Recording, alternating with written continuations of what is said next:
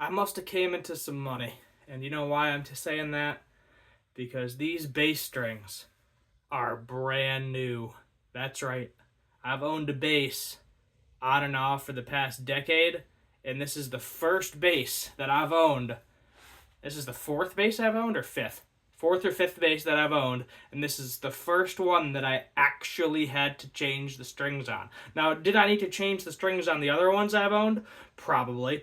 Did I? No, because I spent about $24, tax included, on these strings. And I think I did a pretty good job. You can go ahead and look at the headstock there. We got about 3 wraps on every single one, minus the G string was about 2 because I was running out of string. But yeah, those are my wraps. About 3 per string. Stays in tune. Sounds good. I cut the strings good. What you got to remember is when you're with the bass, I looked it up anyway, is make sure that the string is as down far on the peg as possible, especially for the E and A, because then you will get buzzing and issues because it's not hitting the nut correctly.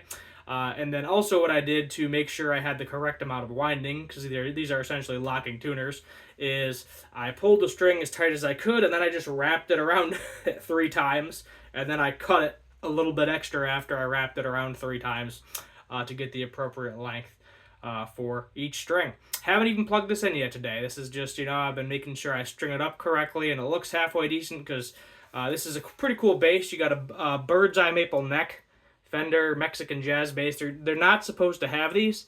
It's just kind of, if I can get it in the light right, it's just kind of the wood lottery. But cool tobacco burst finish. Keeping this one for a while, especially since I just put brand new strings on it. So I got to use it. I got to use it now because I spent my entire fortune buying strings for this bass, so I'm gonna have to. And I also strung a guitar last week. Put brand new strings on it. That Electro. If you saw that video or videos, there's a couple of them, a couple of shorts, one long video.